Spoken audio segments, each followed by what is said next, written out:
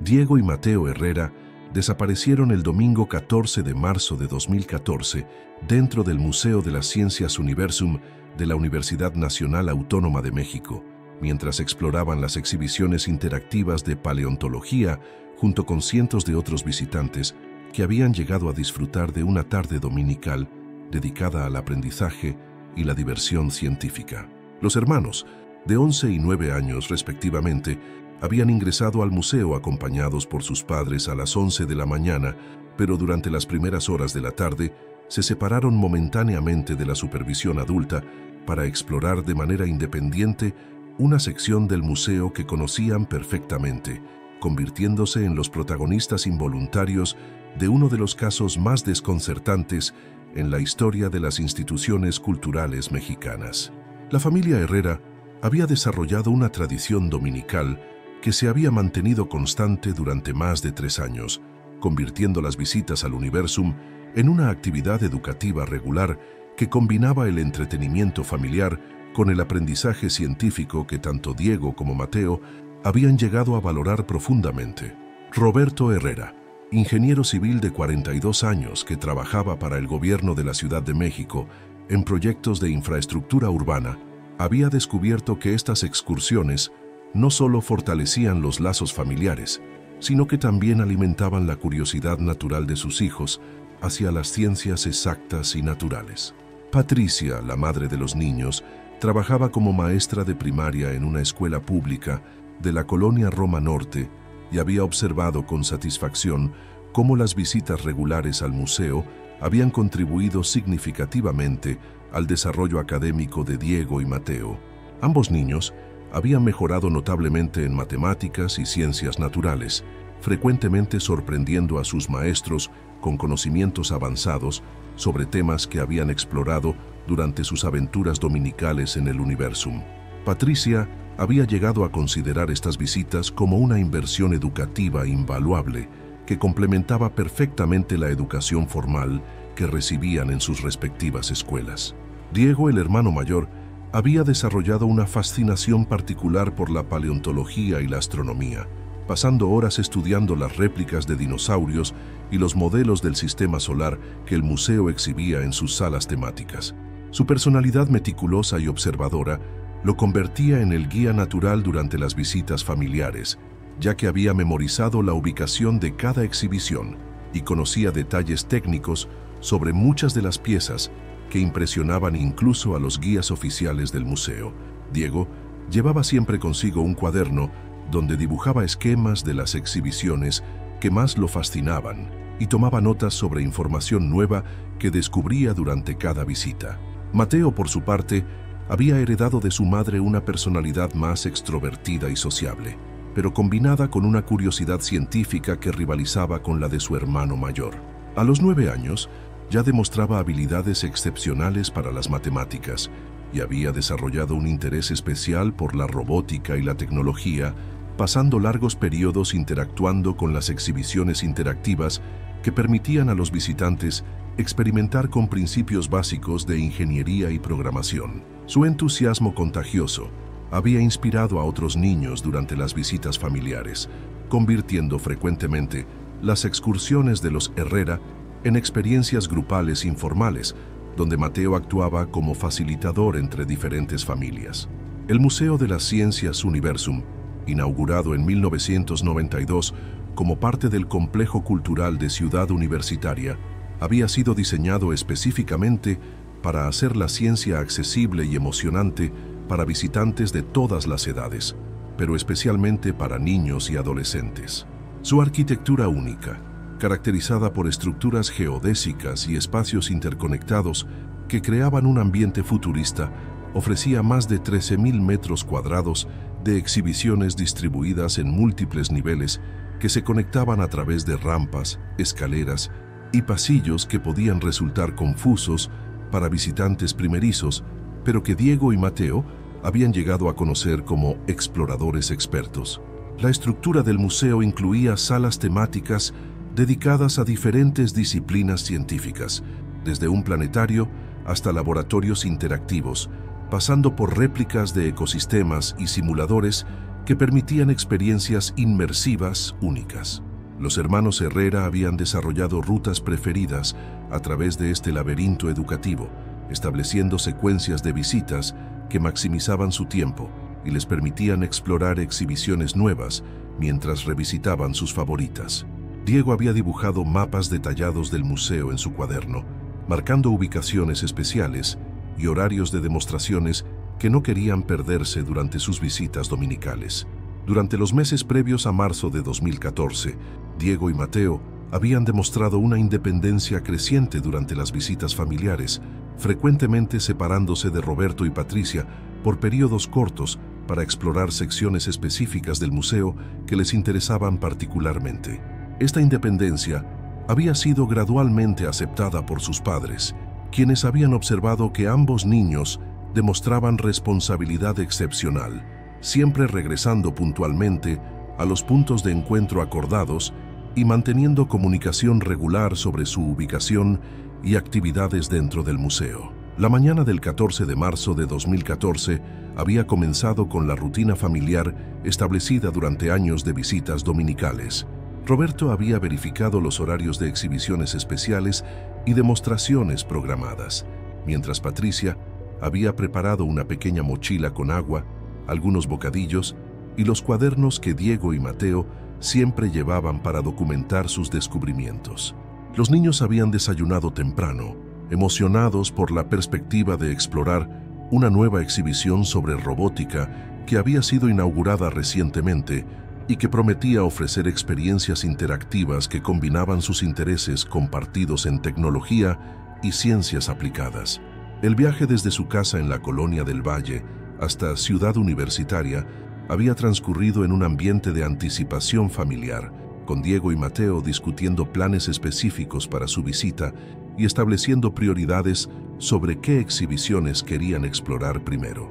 Roberto había comentado sobre nuevos desarrollos en proyectos de infraestructura que tenían aplicaciones científicas relevantes para las exhibiciones del museo, mientras Patricia había sugerido conexiones entre los temas que explorarían y los contenidos curriculares que ambos niños estaban estudiando en sus respectivas escuelas. La llegada al Universum a las 11 de la mañana había coincidido con el pico de visitantes dominicales, creando un ambiente vibrante lleno de familias, grupos escolares y entusiastas de la ciencia de todas las edades que llenaban los espacios del museo con conversaciones emocionadas y el sonido constante de exhibiciones interactivas siendo activadas por visitantes curiosos. Diego y Mateo habían observado con satisfacción que su timing había sido perfecto para evitar las multitudes más densas de la mañana temprana, mientras asegurándose de tener suficiente tiempo para explorar extensivamente antes del cierre vespertino del museo. El proceso de entrada había incluido la rutina familiar de verificar la programación de demostraciones especiales, obtener mapas actualizados del museo y establecer puntos de encuentro y horarios tentativos para reagruparse durante la tarde. Roberto había comprado boletos para una demostración especial en el planetario programada para las 3 de la tarde, creando un punto de referencia temporal alrededor del cual organizar las actividades de exploración libre que tanto Diego como Mateo disfrutaban durante sus visitas al museo. Las primeras 2 horas de la visita habían transcurrido siguiendo patrones familiares establecidos durante años de domingos en el Universum. La familia había comenzado explorando juntos las exhibiciones de física básica, donde Mateo había demostrado con entusiasmo algunos principios de mecánica que había aprendido durante visitas previas, impresionando a otros visitantes con su comprensión avanzada de conceptos que típicamente desafiaban a niños de su edad. Diego había aprovechado la oportunidad para explicar conexiones entre diferentes principios científicos, actuando como un guía informal no solo para su hermano menor, sino también para otros niños que se habían unido espontáneamente a sus exploraciones. La sección de paleontología había sido, como siempre, una parada obligatoria que había consumido aproximadamente 45 minutos de tiempo intensivo, donde Diego había compartido información detallada sobre diferentes especies de dinosaurios, períodos geológicos y procesos de fosilización que había memorizado durante visitas previas e investigación adicional que realizaba en casa. Mateo había contribuido con preguntas perspicaces que habían llevado a discusiones familiares profundas sobre evolución, extinción y la importancia de la investigación paleontológica para comprender la historia de la vida en la Tierra. Alrededor de la 1 de la tarde, cuando las multitudes dominicales habían alcanzado su punto máximo y el museo estaba lleno de familias explorando simultáneamente todas las exhibiciones disponibles, Roberto y Patricia habían decidido tomar un descanso en la cafetería del museo, mientras Diego y Mateo habían expresado interés en explorar independientemente la nueva exhibición de robótica que había sido su motivación principal para la visita de ese día. Esta decisión había sido tomada naturalmente, basándose en la confianza que se había desarrollado durante años de visitas donde los niños habían demostrado consistentemente responsabilidad y madurez en su comportamiento dentro del museo. Los acuerdos establecidos para esta separación temporal habían incluido instrucciones específicas de que Diego y Mateo permanecieran juntos en todo momento, que se limitaran a las áreas públicas del museo que conocían bien y que regresaran a la cafetería no más tarde de las 2:30 de la tarde para reagruparse antes de la demostración programada en el planetario. Diego había confirmado que llevaba consigo el teléfono celular básico que Roberto le había dado para emergencias, y tanto él como Mateo habían repetido las instrucciones para asegurarse de que las comprendían completamente. La exhibición de robótica se encontraba en una sección del museo que requería navegar a través de varios pasillos interconectados, subir un nivel utilizando una de las rampas características del diseño arquitectónico del Universum y pasar por áreas temáticas intermedias que incluían exhibiciones sobre matemáticas aplicadas e ingeniería básica. Diego y Mateo habían recorrido esta ruta múltiples veces durante visitas previas, pero nunca sin la supervisión de adultos, convirtiendo esta exploración independiente en una aventura especial que representaba un nuevo nivel de confianza y autonomía dentro de su tradición familiar dominical. Los hermanos habían caminado con propósito hacia la exhibición de robótica, deteniéndose brevemente en exhibiciones familiares que capturaban su atención, pero manteniendo foco en su destino principal. Varios visitantes del museo recordarían posteriormente haber observado a los dos niños caminando juntos, con Diego llevando su cuaderno característico y Mateo cargando una pequeña mochila con agua y bocadillos, ambos proyectando confianza y familiaridad con el entorno del museo que indicaba claramente que no eran visitantes primerizos. La exhibición de robótica había superado las expectativas de Diego y Mateo, ofreciendo experiencias interactivas que combinaban programación básica, construcción de mecanismos simples y demostraciones de robots industriales que operaban de manera autónoma para realizar tareas complejas. Los niños habían pasado aproximadamente 45 minutos explorando diferentes estaciones interactivas, tomando notas,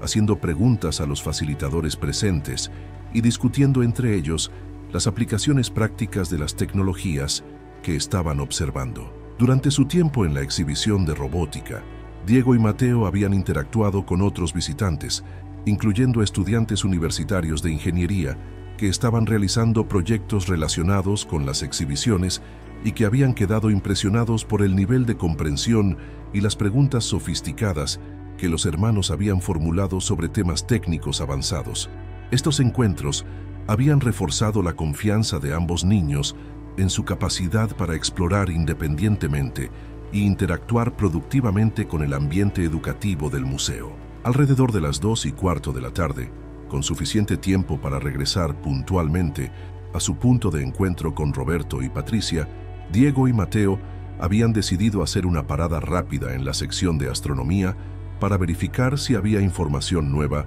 sobre una exhibición de meteoritos que Diego había estado siguiendo durante varias visitas. Esta decisión representaba una ligera desviación de su ruta directa de regreso a la cafetería, pero ambos niños habían calculado que tendrían tiempo suficiente para esta exploración adicional sin llegar tarde a su reunión familiar programada. La sección de astronomía se encontraba en una parte del museo que requería descender un nivel y navegar a través de un área de transición que conectaba diferentes salas temáticas. Esta área incluía exhibiciones menos populares sobre geología y mineralogía, que típicamente tenían menos visitantes durante las horas pico dominicales, creando un ambiente más tranquilo que contrastaba con las multitudes densas que caracterizaban las secciones más populares del museo durante los fines de semana. Los registros de las cámaras de seguridad del museo mostraron posteriormente que Diego y Mateo habían ingresado a la sección de astronomía a las 2:18 de la tarde, apareciendo en múltiples ángulos de grabación que confirmaban que estaban juntos, se veían relajados y confiados, y se movían con la familiaridad característica de visitantes experimentados que conocían perfectamente su entorno. Estas serían las últimas imágenes verificadas de los hermanos Herrera dentro del Museo de las Ciencias Universum. La exhibición de meteoritos que había motivado su visita a la sección de astronomía había sido actualizada recientemente con nuevas piezas e información interactiva que había capturado inmediatamente el interés de ambos niños. Diego había comenzado a tomar notas detalladas sobre las diferentes clasificaciones de meteoritos, mientras Mateo había explorado simuladores que permitían a los visitantes experimentar con la gravedad variable y otros fenómenos astronómicos que habían discutido durante visitas familiares previas al planetario del museo. Roberto Herrera comenzó a experimentar las primeras señales de inquietud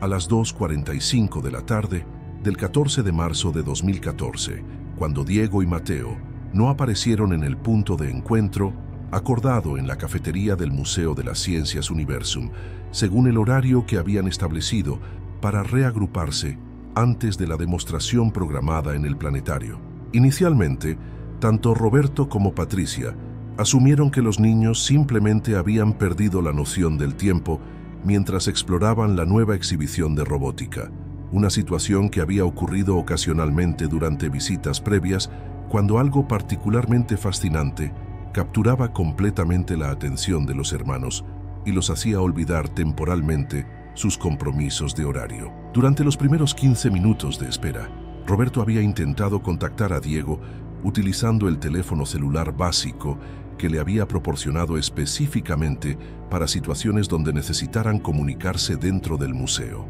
Las llamadas habían ido directamente al buzón de voz, lo cual inicialmente no había causado alarma excesiva porque Roberto sabía que Diego frecuentemente ponía el teléfono en modo silencioso cuando estaba concentrado en actividades educativas, siguiendo reglas de etiqueta que Patricia había establecido durante sus primeras experiencias con el dispositivo móvil. A las 3 de la tarde, cuando los hermanos llevaban 30 minutos de retraso y la demostración del planetario estaba programada para comenzar en cualquier momento, Roberto y Patricia tomaron la decisión de abandonar sus asientos en la cafetería para buscar activamente a Diego y Mateo en la sección de robótica, donde se suponía que habían estado explorando durante la última hora y media. Su caminata inicial hacia esa área del museo había sido relativamente tranquila, caracterizada por la expectativa de encontrar rápidamente a los niños absortos en alguna exhibición interactiva que había capturado su atención de manera tan completa que habían perdido la conciencia del tiempo transcurrido. Sin embargo, al llegar a la exhibición de robótica y no encontrar rastro de Diego y Mateo entre los visitantes presentes, Roberto y Patricia experimentaron la primera oleada genuina de preocupación que marcaría el comienzo de una tarde que se transformaría gradualmente desde inquietud parental rutinaria hasta una crisis familiar que alteraría permanentemente sus vidas. Los facilitadores de la exhibición de robótica confirmaron que recordaban haber interactuado con 2 niños que coincidían con las descripciones físicas de Diego y Mateo aproximadamente una hora antes, pero no podían proporcionar información específica sobre cuándo habían abandonado esa sección o hacia qué dirección se habían dirigido posteriormente. La búsqueda sistemática que Roberto y Patricia iniciaron inmediatamente después incluyó un recorrido exhaustivo por todas las secciones del museo que Diego y Mateo conocían bien, incluyendo sus exhibiciones favoritas, áreas de descanso habituales y rutas de navegación que habían utilizado durante años de visitas dominicales regulares. Durante esta búsqueda inicial, que duró aproximadamente 45 minutos, la pareja había abordado a docenas de otros visitantes, empleados del museo y personal de seguridad, mostrando fotografías de los niños y pidiendo información sobre posibles avistamientos recientes. Varios visitantes recordaron haber visto a los hermanos durante las primeras horas de la tarde, pero ninguno pudo proporcionar información específica sobre su ubicación después de aproximadamente las 2:30 de la tarde, creando una ventana temporal confusa, durante la cual Diego y Mateo aparentemente habían desaparecido sin dejar rastros verificables de su paradero o sus intenciones. Esta ausencia de información concreta intensificó gradualmente la ansiedad de Roberto y Patricia, quienes comenzaron a considerar posibilidades más serias sobre lo que podría haber ocurrido con sus hijos. A las 4 de la tarde, después de una hora completa de búsqueda infructuosa, Roberto contactó oficialmente al personal de seguridad del museo para reportar que Diego y Mateo estaban desaparecidos y solicitar asistencia profesional para localizarlos. El jefe de seguridad, licenciado Martínez, había manejado situaciones similares anteriormente e inmediatamente activó protocolos establecidos que incluían comunicación por radio con todos los empleados del museo, revisión preliminar de registros de salida y coordinación con el personal de las múltiples entradas y salidas del complejo para verificar si los niños habían abandonado las instalaciones sin ser detectados por sus padres. Los protocolos de seguridad del Universum incluían procedimientos específicos para casos de visitantes extraviados, particularmente niños, reconociendo que la arquitectura compleja del museo y sus múltiples niveles interconectados podían crear situaciones donde personas podían desorientarse temporalmente o acceder inadvertidamente a áreas restringidas. El licenciado Martínez había implementado estos procedimientos en más de 20 ocasiones durante sus 5 años trabajando en el museo, y en todos los casos previos, los visitantes desaparecidos habían sido localizados rápidamente, típicamente en áreas del museo donde se habían entretenido explorando sin darse cuenta del tiempo transcurrido. La primera fase de la búsqueda oficial incluyó anuncios repetidos por el sistema de altavoces del museo, pidiendo que Diego y Mateo Herrera se dirigieran inmediatamente al área de información principal o contactaran al personal más cercano para reunirse con sus padres. Simultáneamente, equipos de empleados comenzaron búsquedas sistemáticas en todas las salas de exhibición, áreas de servicios públicos, escaleras, rampas y espacios de transición que conectaban las diferentes secciones del museo, utilizando descripciones físicas detalladas que Roberto y Patricia habían proporcionado junto con fotografías recientes de ambos niños. Durante la primera hora de búsqueda oficial, aproximadamente 15 empleados del museo habían participado en el esfuerzo, cubriendo sistemáticamente cada metro cuadrado de espacio público accesible a visitantes regulares. Esta búsqueda había incluido verificaciones en baños, áreas de descanso, la tienda del museo, espacios exteriores adyacentes al edificio principal y el estacionamiento donde la familia Herrera había dejado su automóvil. Ninguna de estas ubicaciones había proporcionado pistas sobre el paradero de Diego y Mateo, intensificando las preocupaciones sobre su seguridad y bienestar. A las 5 de la tarde, cuando la búsqueda inicial no había producido resultados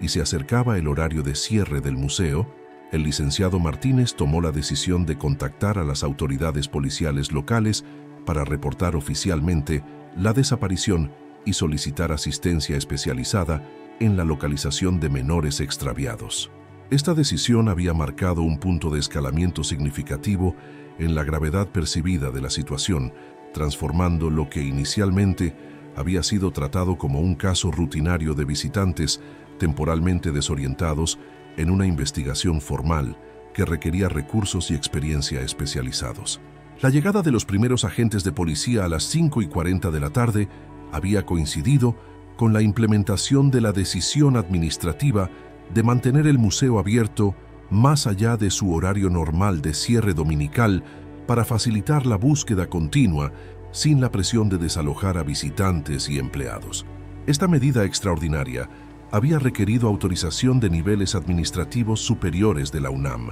reflejando el reconocimiento institucional de que la situación presentaba complejidades que justificaban recursos adicionales y flexibilidad operacional. El comandante Rodríguez, especialista en casos de personas desaparecidas con más de 15 años de experiencia en la Ciudad de México, había asumido la coordinación de la investigación policial y había establecido inmediatamente un centro de operaciones temporal en las oficinas administrativas del museo. Su experiencia previa en casos similares le había enseñado que las primeras horas después de una desaparición eran críticas para el éxito de los esfuerzos de localización, especialmente cuando involucraban menores en espacios públicos complejos donde múltiples factores podían contribuir a situaciones de desorientación o acceso inadvertido a áreas peligrosas. La investigación policial inicial había incluido entrevistas detalladas con Roberto y Patricia para establecer una cronología precisa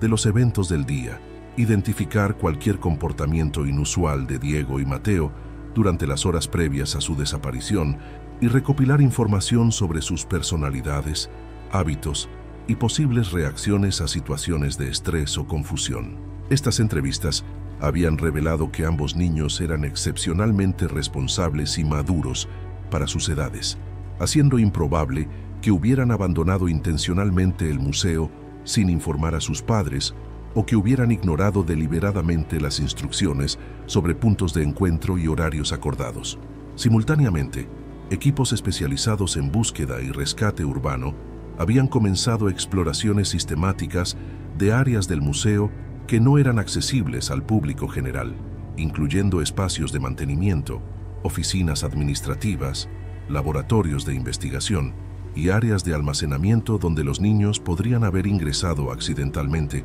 o donde podrían haberse refugiado si habían experimentado algún tipo de emergencia médica o crisis emocional. Estas búsquedas habían requerido coordinación con personal técnico del museo, que tenía acceso autorizado a áreas restringidas y conocimiento detallado de la configuración arquitectónica completa del complejo. El análisis de las grabaciones de las cámaras de seguridad del museo había comenzado simultáneamente, con técnicos especializados revisando sistemáticamente horas de material grabado desde múltiples ángulos para rastrear los movimientos de Diego y Mateo durante su visita del día. Este proceso había sido particularmente complejo debido al volumen de visitantes presentes durante el domingo, requiriendo identificación cuidadosa de los niños entre cientos de otras personas que aparecían en las grabaciones durante periodos temporales relevantes. Las últimas imágenes verificadas de Diego y Mateo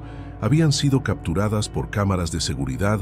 en la sección de astronomía a las 2:18 de la tarde, mostrando a ambos niños aparentemente relajados y enfocados en explorar exhibiciones sobre meteoritos. Sin embargo, las cámaras que cubrían las salidas de esa sección específica del museo no habían registrado su partida, creando un vacío desconcertante en el registro visual de sus movimientos, que sugería posibilidades preocupantes sobre cómo habían abandonado esa área sin ser detectados por los sistemas de vigilancia. Durante la noche del 14 al 15 de marzo, la búsqueda había continuado con equipos rotativos de policías, empleados del museo y voluntarios que habían respondido a llamadas públicas de asistencia difundidas a través de redes sociales y medios de comunicación locales. La comunidad universitaria había respondido inmediatamente con solidaridad, proporcionando estudiantes y personal académico que conocían íntimamente la configuración del campus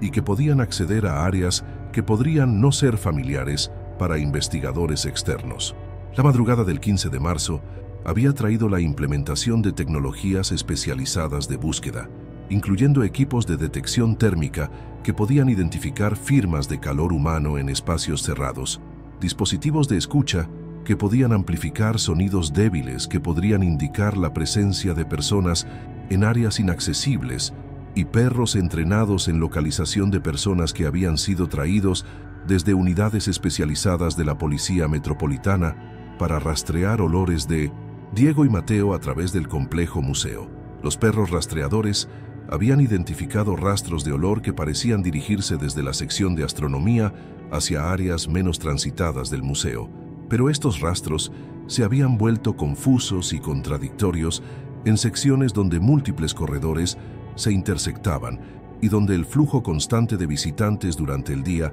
habían creado un ambiente olfativo complejo que dificultaba el rastreo preciso. Los especialistas en manejo de perros habían explicado que esta situación era común en espacios públicos con alta densidad de personas, pero que continuarían los esfuerzos de rastreo en áreas menos contaminadas. Durante el segundo día de búsqueda, medios de comunicación nacionales habían comenzado a cubrir extensivamente el caso, convirtiendo la desaparición de Diego y Mateo en una historia que capturó la atención pública en toda la Ciudad de México y más allá. La cobertura mediática había generado cientos de llamadas de personas que creían haber visto a los niños en diversas ubicaciones, pero la verificación de estas pistas había consumido recursos investigativos considerables sin producir información útil que avanzara la búsqueda activa. Roberto y Patricia habían establecido una presencia constante en el museo durante los días siguientes,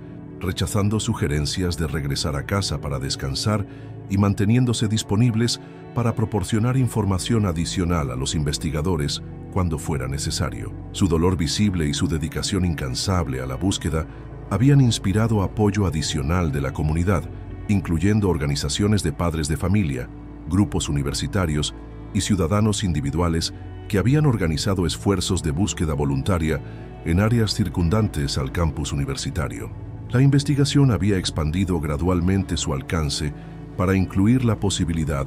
de que Diego y Mateo hubieran abandonado el museo y se hubieran dirigido hacia otras ubicaciones en Ciudad Universitaria o áreas adyacentes de la Ciudad de México. Esta expansión había requerido coordinación con múltiples jurisdicciones policiales y había incluido búsquedas en parques, centros comerciales, estaciones de transporte público y cualquier ubicación donde dos niños perdidos podrían haber buscado ayuda o refugio. Después de una semana de búsqueda intensiva sin resultados concretos, los investigadores habían comenzado a considerar teorías más complejas sobre la desaparición, incluyendo la posibilidad de que los niños hubieran accedido a áreas del museo que no habían sido consideradas durante las búsquedas iniciales, como túneles de servicios, espacios entre paredes o secciones del complejo que estaban en construcción o renovación durante marzo de 2014. Estas posibilidades habían requerido consultas con arquitectos originales del museo, contratistas de construcción y personal de mantenimiento con conocimiento histórico de modificaciones estructurales realizadas durante los años de operación. El caso había atraído la atención de especialistas nacionales e internacionales en desapariciones de menores, incluyendo consultores que habían trabajado en casos similares en otros países y que habían ofrecido perspectivas técnicas sobre metodologías de búsqueda que podrían no haber sido consideradas por los equipos locales. Sus recomendaciones habían incluido el uso de tecnologías de mapeo tridimensional para identificar espacios ocultos dentro de la estructura del museo y análisis psicológicos del comportamiento probable de niños en situaciones de estrés o desorientación. Durante las semanas siguientes, la búsqueda había mantenido intensidad variable, con periodos de actividad intensiva alternando con fases de análisis más contemplativo, donde los investigadores habían revisado evidencias existentes buscando pistas que podrían haber sido pasadas por alto durante los esfuerzos iniciales más frenéticos. Roberto y Patricia habían desarrollado rutinas que les permitían mantener esperanza, mientras procesaban gradualmente la realidad de que sus hijos podrían no ser encontrados rápidamente. La comunidad científica y académica asociada con la UNAM había mantenido el caso como una prioridad institucional, estableciendo fondos para apoyar la búsqueda continua y proporcionando recursos técnicos especializados que normalmente no estarían disponibles para investigaciones policiales rutinarias. Esta solidaridad académica había incluido ofertas de equipo científico avanzado, acceso a bases de datos especializadas y consultoría de expertos en campos relevantes como arquitectura, psicología infantil y tecnologías de búsqueda y rescate. 6 meses después de la desaparición, cuando las búsquedas activas habían sido reducidas, pero el caso permanecía oficialmente abierto, Roberto y Patricia habían establecido una fundación dedicada a apoyar familias de niños desaparecidos y a mejorar los protocolos de seguridad en espacios públicos, culturales y educativos. Su trabajo con esta organización había proporcionado propósito y estructura durante un periodo de incertidumbre prolongada, mientras mantenían esperanza de que eventualmente recibirían respuestas sobre el destino de Diego y Mateo. El 8 de septiembre de 2024, exactamente 10 años y 6 meses después de la desaparición de Diego y Mateo Herrera, la técnica en conservación, María Elena Castillo, estaba realizando una limpieza de rutina de las maquetas históricas del Museo de las Ciencias Universum, cuando hizo un descubrimiento que inmediatamente cambió el curso de uno de los casos más enigmáticos en la historia de las instituciones culturales mexicanas. Mientras trabajaba en el mantenimiento de una réplica del Sistema Solar que había estado en exhibición desde la inauguración del museo en 1992, María Elena notó que una de las secciones de la base de la maqueta estaba ligeramente desplazada, revelando un pequeño espacio donde alguien había ocultado cuidadosamente un pedazo de papel doblado que había permanecido sin descubrir durante más de una década. María Elena, quien había trabajado en el museo durante 15 años y conocía íntimamente cada detalle de las exhibiciones bajo su cuidado, inmediatamente reconoció que el papel no pertenecía a los materiales originales de construcción de la maqueta ni a ningún documento de mantenimiento que debería encontrarse en esa ubicación. Su curiosidad profesional la llevó a extraer cuidadosamente el papel, que estaba protegido de la humedad y el deterioro por una pequeña bolsa plástica que alguien había utilizado para preservar su contenido durante el paso del tiempo. Al desplegar el papel, María Elena descubrió una nota escrita a mano con tinta azul en letra infantil que decía: «Si encuentras esto, somos Diego y Mateo. Nos perdimos el 14 de marzo de 2014. Estamos escondidos en el espacio secreto detrás de la exhibición de astronomía. No podemos salir. Papá y mamá nos van a encontrar. Esperamos que alguien lea esto». La nota estaba firmada con las iniciales DH y MH y incluía un pequeño dibujo de lo que parecía ser un mapa rudimentario que mostraba la ubicación de algún espacio dentro de la estructura del museo. María Elena inmediatamente contactó a su supervisor, el Dr. Jiménez, quien a su vez alertó a la administración del museo y a las autoridades pertinentes sobre este hallazgo extraordinario que potencialmente proporcionaba la primera evidencia concreta sobre el destino de los hermanos Herrera, después de una década de búsquedas infructuosas. El Dr. Jiménez, quien había estado trabajando en el museo durante el periodo de la desaparición original y recordaba vívidamente la conmoción que había causado en la comunidad universitaria, comprendió inmediatamente las implicaciones significativas de este descubrimiento. La nota fue cuidadosamente preservada y fotografiada antes de ser entregada a especialistas forenses, para análisis detallado que pudiera confirmar su autenticidad y proporcionar información adicional sobre las circunstancias de su creación. El análisis inicial de la escritura y los materiales utilizados sugería que la nota había sido escrita efectivamente por niños, utilizando un bolígrafo común y papel que coincidía con productos disponibles en 2014, proporcionando evidencia preliminar que apoyaba la posibilidad de que Diego y Mateo hubieran sido realmente los autores de este mensaje. El comandante Rodríguez, quien había coordinado la investigación original y había mantenido un interés personal en el caso durante los años transcurridos, fue notificado inmediatamente y se dirigió al museo para examinar personalmente tanto la nota como su ubicación de descubrimiento. Su experiencia en casos de personas desaparecidas le permitió reconocer que este hallazgo representaba potencialmente el avance más significativo en la investigación desde las últimas imágenes de cámaras de seguridad que habían mostrado a los niños en la sección de astronomía 10 años antes. Roberto y Patricia Herrera, quienes ahora tenían 58 y 55 años respectivamente y habían dedicado la última década a su fundación para familias de niños desaparecidos mientras procesaban gradualmente su dolor, recibieron la notificación sobre el descubrimiento a través de una llamada telefónica del comandante Rodríguez que inmediatamente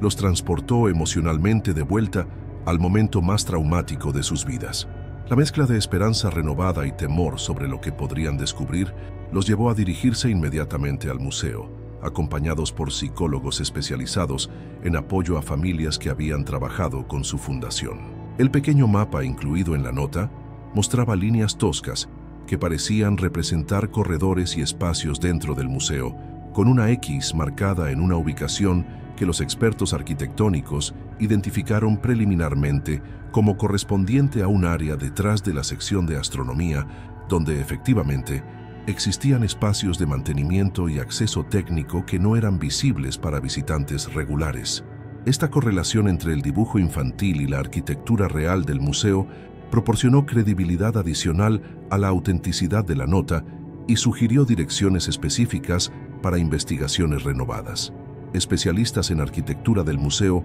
fueron consultados para revisar planos de construcción originales e identificar todos los espacios ocultos, áreas de mantenimiento y cavidades estructurales que existían detrás de la sección de astronomía durante 2014. Esta revisión reveló la existencia de un área de aproximadamente 2 metros cuadrados que había sido utilizada para albergar equipos de ventilación y sistemas eléctricos, pero que había sido abandonada después de renovaciones técnicas realizadas en 2013, creando un espacio vacío que teóricamente podría ser accesible desde el área de exhibición pública. El acceso a este espacio oculto requirió la remoción cuidadosa de paneles de exhibición y la coordinación con ingenieros estructurales para asegurar que la exploración no comprometiera la integridad de las instalaciones del museo. Cuando finalmente fue posible acceder al área, los investigadores descubrieron evidencia que confirmó que Diego y Mateo efectivamente habían estado en ese espacio. Restos de comida que coincidían con bocadillos que Patricia recordaba haber empacado para la visita del 14 de marzo de 2014, fragmentos de tela que correspondían a la ropa que los niños habían estado usando ese día, y páginas arrancadas del cuaderno característico de Diego con notas y dibujos que documentaban su tiempo en el espacio oculto. Los hallazgos arqueológicos en el espacio secreto incluyeron evidencia de que los niños habían permanecido allí durante varios días, creando un refugio improvisado utilizando materiales que habían encontrado en el área de mantenimiento abandonado. Las notas de Diego indicaban que habían ingresado al espacio accidentalmente mientras exploraban la exhibición de astronomía, aparentemente siguiendo sonidos de equipos mecánicos que habían despertado su curiosidad científica, pero que un panel de acceso se había cerrado detrás de ellos, dejándolos atrapados en un área donde sus gritos de ayuda no podían ser escuchados debido al aislamiento acústico y la ubicación remota dentro de la estructura del museo. Los diarios improvisados que Diego había mantenido durante su tiempo en el espacio oculto revelaron que los hermanos habían intentado múltiples métodos para escapar, incluyendo golpear paredes, gritar en momentos cuando pensaban que habría personas cerca, e intentar mover paneles y equipos que bloqueaban posibles salidas. Mateo, según las notas de su hermano mayor, había mantenido un optimismo notable durante los primeros días, confiando en que sus padres los encontrarían pronto y sugiriendo juegos y actividades para pasar el tiempo mientras esperaban rescate. Las condiciones dentro del espacio oculto habían sido desafiantes, pero no inmediatamente peligrosas, con acceso limitado a agua a través de condensación de sistemas de ventilación desactivados y temperaturas relativamente estables debido al aislamiento proporcionado por la construcción del museo. Sin embargo, la falta de comida adecuada después del consumo de los bocadillos que habían llevado consigo había creado gradualmente una situación de emergencia que los niños, a pesar de su inteligencia y resourcefulness, no habían podido resolver independientemente. Las últimas entradas en el diario de Diego, fechadas aproximadamente una semana después de su desaparición, mostraban una comprensión creciente de la gravedad de su situación y expresiones de amor hacia sus padres, junto con instrucciones para Mateo sobre cómo conservar energía y mantenerse positivo durante lo que Diego había comenzado a reconocer como una emergencia seria. La escritura se había vuelto gradualmente más débil y las entradas más cortas, sugiriendo que las condiciones físicas de ambos niños se habían deteriorado progresivamente durante su tiempo en el espacio oculto. El análisis forense del espacio y los objetos encontrados confirmó que Diego y Mateo habían fallecido en el área oculta, aparentemente debido a una combinación de deshidratación, falta de nutrición adecuada y las tensiones físicas de estar confinados en un espacio pequeño durante un periodo prolongado. Los especialistas médicos que examinaron la evidencia determinaron que los niños probablemente habían perdido la conciencia gradualmente y habían fallecido pacíficamente, sin evidencia de trauma adicional o sufrimiento extremo durante sus momentos finales. Roberto y Patricia, acompañados por Camila, la hermana menor que había nacido 2 años después de la desaparición de Diego y Mateo y que había crecido conociendo a sus hermanos solo a través de fotografías y historias familiares, experimentaron una mezcla compleja de alivio por finalmente tener respuestas definitivas y dolor renovado al confrontar la realidad de que sus hijos habían estado tan cerca durante toda la década de búsquedas,